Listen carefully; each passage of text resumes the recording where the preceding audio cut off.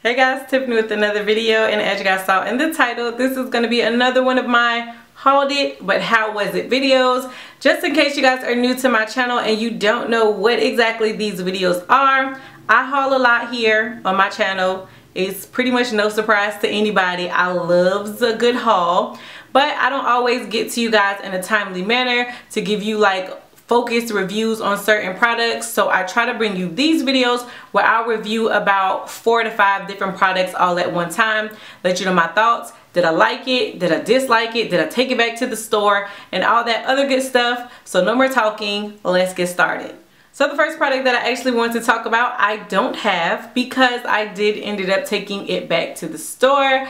And I know once I tell y'all what this product is, like so many of y'all going to flip out. Like, really, Tiff? Really? But it is what it is. It just didn't work for me. And the product that I'm talking about is the Tarte Shape Tape Concealer. I know it's like 1,000 gaffes around the world and some of y'all even rolled y'all eyes, but I'm sorry. I wanted to love that concealer. I wanted to fall into the hype. It seems like everybody here on YouTube loves the Shape Tape Concealer. When I finally was able to get my hands on it, I didn't like it. I mean, don't get me wrong. I feel like it was an okay concealer. First thing, it was really thick.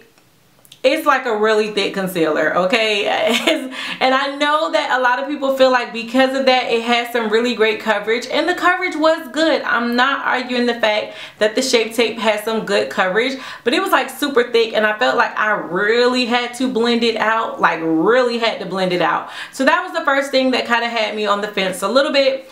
The second thing, and the main reason why I took it back and why I just personally don't care for it, is the color selection. I feel like as far as deeper skin tones go, they give you like this light color and then it jumps right into like a super deep color, and then after that is like another super deep color. So for my skin tone, I really didn't feel like there was an in-between color. I ended up going with the lighter shade. I don't remember, was it like a tan medium deep or something? I don't really know, but it was the lighter shade right before, I think, deep, and it was just too light. And I kind of have been steering away from like the super light concealers. I've been loving more of like a natural color what did I just say? I've been loving more of a natural colored concealer and then going in, you know, with like a highlight powder or whatever. But I really haven't been into the highlight concealers, so I really wasn't here for it. And then I tried out the shade after that and it was too dark for my skin tone, so because of that I just had to take it back. I feel like it was just way too much work in comparison to a lot of concealers that I already have and I love, and I don't have to do all that manipulation with it. So for me, it was just a no. I'm sorry. So next up, I want to talk to you guys about a foundation. Now, if you guys have been on my channel, you heard me rave about this foundation at one point. Like when I first picked it up, I couldn't stop wearing it, but I never since then came back and told you guys like my final thoughts on the foundation. This is the Bobbi Brown Skin Foundation with SPF 15. I have mine in the shade Golden Almond. Now, the big hype with this foundation and why I picked it up, it wasn't necessarily a new foundation, but what Bobbi Brown did was they came out with a whole bunch of different shades to add to the line. So I finally was able to find a shade that I would not have to mix together, and because I already have the Bobbi Brown Skin Stick Foundation and loved it, I figured I would love this one as well. It's a foundation that I'm wearing today, and again, if you guys have been with me for a while, you know that I do truly love this foundation. But with that being said, there are some things that I don't want to say are cons, but I think there are some things that you guys should know, because this foundation is not going to work for everybody. The first category of people that this foundation probably isn't going to work for is those who have really oily skin. Now, I am a combination oily girl. My skin, it fluctuates. I do feel like since the past winter, my skin has been like really dry in some areas, but it's still pretty oily in the T-zone area. But other than that, my skin is starting to get dry. It's just really crazy. I don't know what's going on with my skin, but it's definitely changing. So that may be one of the reasons why I love this so much, because I do feel like I don't necessarily have an issue with getting super oily after wearing it for a while. I also don't feel like this is one of those long wearing foundations. I've been wearing this foundation now for about 6.5 hours. I had it on since earlier this morning. I have been outside running errands. It's about 83 degrees here in Savannah, so I have been in the heat. I have not touched up or blotted my face or anything like that, but I can start to see where I'm starting to get kind of oily around, again, my T-zone area, around my nose.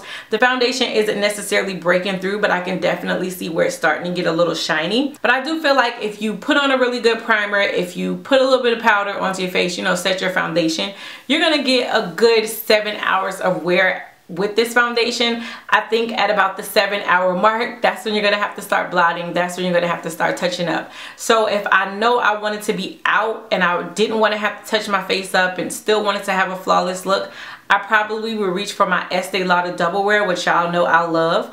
But I really love this foundation because I feel like it definitely looks like your skin. Whenever I wear this, I get so many compliments. People are like, oh, your skin is so beautiful. And I'd be like, child, that's foundation. But it just really looks skin-like and like a healthier, flawlessy, if that's a word, version of your skin. So I do really like this, but I'm gonna say if you are super oily, you may want to steer away from this because you're probably not going to get too much longevity out of it. But if you're combination oily like me, and you just don't get like super oily like all over your face and you want to give this a try, I would say go for it. I think if you're just like regular combination, or if you have more of the like normal dry kind of skin, you would love it. Next item that I want to talk about is the Murad Invisiblur Perfecting Shield. This is a broad spectrum treatment. It has SPF 30. It's supposed to treat, blur, and protect your skin. A lot of you guys suggested this to me like a while back, and I finally picked this up during the Sephora VIB sale, and I'm so happy that I did. I really love this product. I feel like this has really been doing some great things for my skin, especially like after the springtime. You guys know my son, little baby, he's a track star, so I was outside all the time. Every year, every spring, I'm outside all the time, and I feel like my skin just gets so damaged. Even though I put on sunblock and all that other good stuff, I always walk away after track season feeling like I have to repair my skin. I did not feel like my skin was super damaged this go round. I wore this like every day. Anytime it was a track meet, anytime I knew I was going to be outside, I put this on, and that's whether I was wearing makeup or not. And again, I definitely feel like my skin did not get as damaged as it normally does during track season, and I can't help but think it has something to do with this. I love the fact that it has SPF 30 in it, and although it has SPF 30, which for, you know, skincare products is a higher number, most have about SPF 15, this does not leave that white cast, like that sunscreen white cast. So you definitely, again, can wear it alone. It works well underneath your makeup. It's just a really great skincare product. I'm really happy you guys suggested it. I'm really happy I picked it up. And even though it's $60, which is a little bit pricey, I feel like this is something that I'm going to continue within my skincare regimen and continue to pick up because my skin seems to really love it. Next item that I have to show you guys is this Makeup Forever Step 1 Skin Equalizer. This is their mattifying primer. I picked this up, again, another recommendation by you all. I was looking for something to replace my number 7 mattifying base, which for whatever reason they are discontinuing, which is crazy to me because that is the most bomb primer, super affordable drugstore product, and they're discontinuing it. So a lot of you guys suggested this one by Makeup Forever, and I have to tell you, this is a really great mattifying primer. But with that being said, although this does amazing at matting out my face, I know a lot of people on YouTube said that they also saw a difference with their pores.